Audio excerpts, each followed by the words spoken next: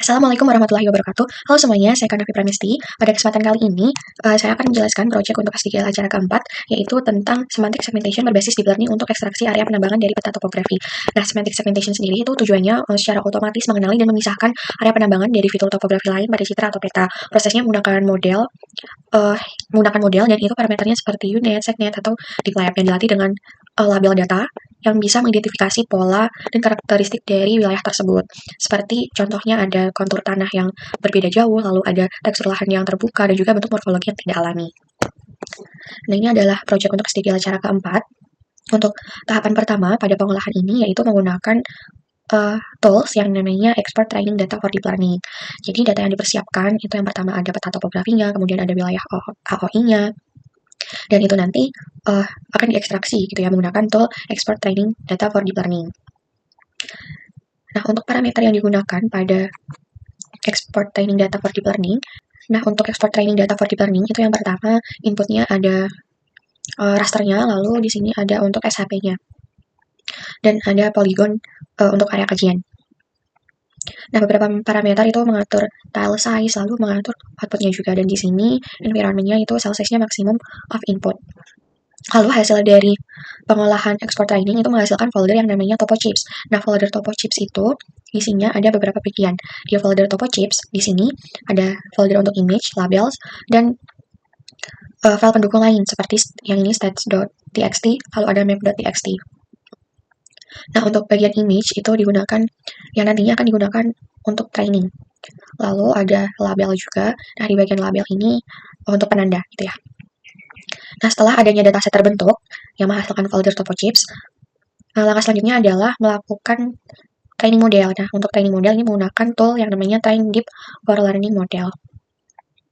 Nah, untuk tahapan ini itu akan menghasilkan file yang bisa digunakan untuk proses yang terakhir yaitu classify. Nah, apa aja nih parameter yang digunakan di proses Train for Deep Learning Model? Nah, untuk yang proses train ini menggunakan parameter, nah model ini tadi ya unit pixel classification, dan mengatur berbagai macam batch size, lalu ada chip size, ada validation loss, dan di sini untuk inputnya itu menggunakan Topo Chips hasil dari proses export training tadi. Lalu hasil untuk training for deep learning model itu ada folder yang namanya folder model. Nah, maka di sini saya ada dua karena saya menggunakan dua pengolahan. Dan di sini saya menggunakan model yang kedua. Nah, di sini tuh menghasilkan model matrix.html. Nah, di sini adalah gambaran dari training dan validasinya, grafiknya begitu. Lalu ada untuk ground truth-nya atau prediction. Selain itu, di dalam folder model untuk Topo Chips ini juga dihasilkan yang ini file yang .dlpk. .dlpk ini nantinya yang akan dimasukkan sebagai input di proses classify.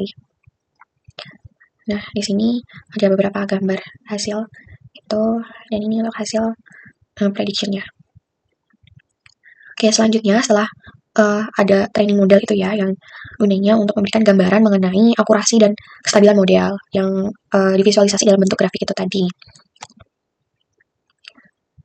Dan di bagian ini untuk hasilnya itu ya cukup optimal, ya optimal banget tapi cukup optimal. Selanjutnya itu ada classify, yang ini classify pixel using deep learning. Di dalam wilayah kajian itu saya menggunakan wilayah Kentucky dan juga wilayah Virginia. Nah, untuk Kentucky di sini itu inputnya ya, di sini ada input untuk peta topografinya, lalu ada outputnya. Nah, ini outputnya karena tadi saya sudah running gitu ya. Di sini muncul untuk yang classify pixel 1 karena sebelumnya udah pernah kita nih gitu. Dan untuk pengaturan dari classify itu menggunakan tile size 256, kemudian bit size-nya 4. Yang ini ada beberapa pengaturan parameter dan juga environment. Dan environment yang digunakan adalah GPO. Lalu hasil dari classify pixel ini apa? Nah, hasil dari classify pixel itu ada ini tampilan SHP. Kalau wilayah Virginia itu seperti ini. Jadi yang bagian atas untuk yang bagian bawah ini tidak ada area tambang karena bisa dilihat di sini warnanya tuh hijau semua. Tuh. Sedangkan untuk wilayah Virginia yang ada tambangnya itu beda. Ya, di sini ada seperti tampilan topografi yang agak rancu gitu ya. Nah, selanjutnya itu juga wilayah Kentucky. Di wilayah Kentucky ini cukup banyak merata di seluruh area kajian dari atas hingga bawah. Nah, kalau di peta topografi pun itu sebenarnya sudah terlihat gitu ya. Nah, di sini dia berbeda itu aja, dari konturnya pun acak, berbeda sendiri seperti yang sudah saya jelaskan di awal tadi. Kemudian di dalam proses semantic segmentation itu kan tadi ada pemilihan model. Nah, tadi saya menggunakan model itu yang unit. Nah, ini model type-nya itu unit untuk pixel classification. Nah, di sini menurut U et al. Pada tahun 2023 di dalam jurnalnya yang ini itu mengatakan bahwa pemilihan arsitektur dan juga parameter model itu akan menjadi aspek utama untuk menentukan kualitas hasilnya nanti. Karena pada pengolahan ini menggunakan unit, jadi unit itu merupakan model berbasis convolutional neural network yang dirancang khusus untuk segmentasi citra, terutama citra dengan resolusi tinggi seperti peta topografi ataupun citra satelit. Hal itu disampaikan oleh Kotadiris dan Lazaridou pada tahun 2022 di dalam jurnalnya yang berjudul Semantic Segmentation Using Unit Architecture on Sentinel-2 Data. Nah, struktur dari unit itu ada dua bagian yang utama. Yang pertama adalah encoder dan juga decoder.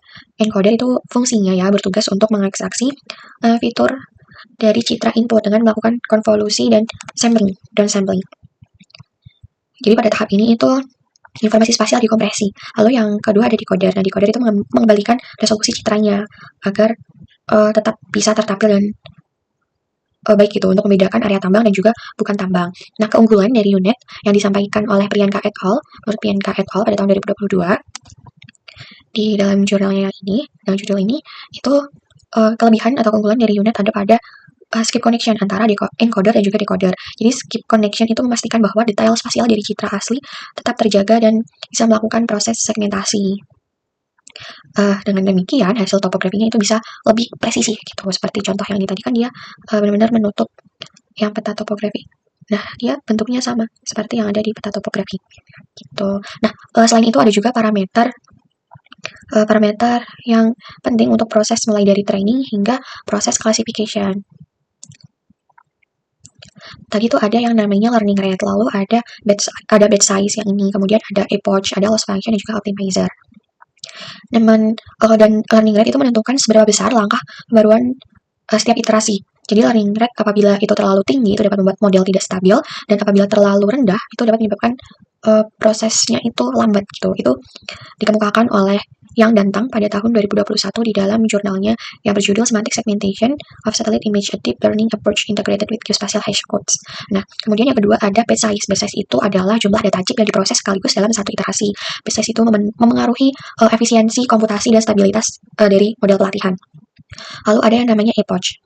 Nah, untuk proses kali ini menggunakan epoch 20. Jadi epoch 20 itu adalah pengulangan seluruh dataset yang dilatih untuk melatih model. Jadi semakin banyak epoch atau model itu akan lebih akurat gitu posisinya. Dan ada minusnya juga, rentan terhadap overfitting. Lalu ada loss function. Nah, loss function ini tuh menurut Zhang et al. Adalah fungsi yang digunakan agar bisa mengukur perbedaan antara hasil prediksi dan juga label sebenarnya. Jadi untuk segmentasi ini biasanya menggunakan dice loss. Lalu ada optimizer. Optimizer itu algoritma yang digunakan untuk mempengaruhi bobot model. Dan hasil dari pengolahan di acara keempat untuk semantic segmentation, itu tadi yang pertama ada export training. Di proses export training dihasilkan folder topo chips. Nah, topo chips ini isinya ada image, lalu ada label, ada dan file pendukung, ada map.txt, lalu ada stats.txt. Jadi potongan-potongan dari ini tadi ya, yang model ini tadi tuh digunakan secara bertahap nantinya di proses training supaya bisa lebih fokus pada pola visualnya tertentu. Contohnya kontur topografi yang identik dengan tambang. Nah, ini kan terlihat gitu ya yang beda konturnya. Itu digunakan untuk model di training. Lalu di tahap train model itu tadi itu dihasilkan folder model ini yang ada file yang namanya .dlpk. .dlpk itu akan digunakan di proses classify pixel. Nah, selain itu juga dihasilkan, di sini kita bisa melihat gambar, ada loss graph, lalu ada show result. Nah, di sini juga dihasilkan model matrix.html supaya kita bisa melihat dan mengira apakah hasilnya ini optimal apa tidak. Nah, untuk hasil yang ini itu cukup optimal, tetapi belum yang optimal banget, itu belum. Lalu yang di tahap ketiga di classify pixel, di bagian classify pixel itu dihasilkan ini SHP mana yang tambang, wilayah tambang. Karena di sini untuk wilayah ada dua area yang di sini menggunakan Virginia itu seperti ini, dan area yang Kentucky itu seperti ini. Nah, untuk Classify ini tuh bisa menggunakan model yang sama, yang ini .dlpk itu bisa menggunakan, kan di sini saya pengolahannya 2 area, tetapi untuk model definition-nya atau file DLPK-nya itu bisa menggunakan satu aja gitu. Kemudian di dalam proses pengolahan deep learning untuk mengetahui gitu ya mana yang area tambang dan bukan, itu terdapat beberapa kendala. Salah satunya adalah karena ukuran rasternya itu cukup besar, jadi proses untuk di bagian export training dan juga training itu lama dan komputasinya itu panjang. Untuk proses training saya sendiri menggunakan PCB Lab, itu untuk mulai proses dari expert training dan training hingga classify itu membutuhkan waktu kurang lebih 6 jam. Jadi yang dari 3 tahap itu, yang lama itu di bagian training modelnya, karena dia melakukan beberapa iterasi tuh ya menurut dari approach-nya, kemudian bit size-nya, itu lamanya di situ. Dia melakukan iterasi selama 20 kali. Nah, mungkin solusi yang bisa digunakan gitu ya apabila proses komputasi yang panjang karena tadi approach kemudian bit size itu kedepannya bisa dikurangi supaya proses komputasinya itu tidak memakan waktu yang lama itu ya. Jadi untuk chipsnya itu bisa dikurangi atau bisa dikecilin lagi.